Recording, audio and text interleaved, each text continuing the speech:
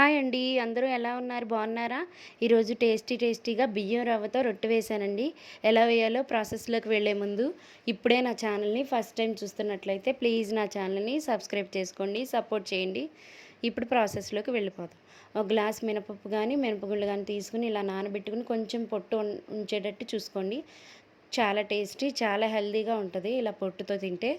ఇలాగ వాష్ చేసేసుకోండి. 4-5 times wash చేసేసుకొని ఇలా గ్రైండర్లో వేసేసుకోండి. గ్రైండర్లో వేసుకుని గట్టిగా మనం ఇడ్లీ పిండిలాగా మెత్తగా కొంచెం గట్టిగా రుబ్బుకోవాలి. రుబ్బుకుని బియ్యం రవ్వ సన్నది తీసుకోండి.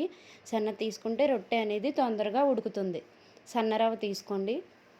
సన్న రవ్వ తీసుకుని మనకి తగినట్టుగా ఒక గ్లాస్కి అయితే రెండు గ్లాసుల రవ్వ అలా పడుతుందండి. పిండి ఒదుగు అవుతుంది కాబట్టి ఒక 1/2 table spoon 1 table spoon salt వేసుకోండి. తగినట్టుగా వేసుకొని కలుపుకొని ఒక 2 అవర్స్ పక్కన పెట్టేసుకోండి.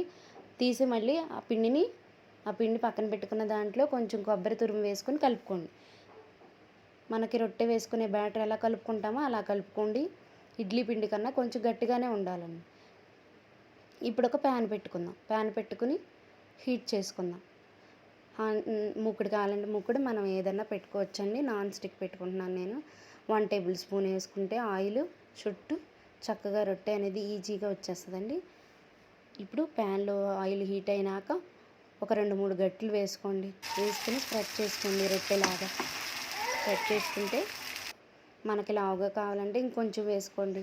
మీడియంగా కావాలంటే ఇలా వేసుకుంటే సరిపోతుంది. చుట్టూ ఆయిల్ వేసుకుని లో ఫ్లేమ్లో పెట్టుకుని మూత పెట్టుకోండి. ఫస్ట్ మూత పెట్టుకుని లో ఫ్లేమ్లో పెట్టుకుని 6 to 8 మినిట్స్ పడుతుందండి ఇది వన్ సైడ్ కాలడానికి. ఎందుకంటే ఇది రవ్వ కదా, కొంచెం ఉడకడానికి టైం పడుతుంది.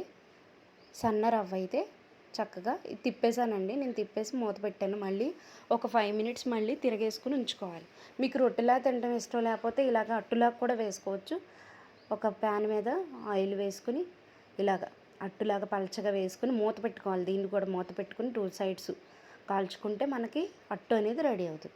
ఇప్పుడు రొట్టె కాలిందేమో చూద్దామండి. రొట్టె అనేది కాలింది, రెడీ అయిపోయిందండి. సర్వింగ్ ప్లేట్లోకి కూడా తీసేసుకుందాం. ఈ టేస్టీ మినప రొట్టె చాలా టేస్టీగా ఉంటుందండి. చాలా హెల్దీ. అందరూ తినండి, అందరూ ట్రై చేయండి.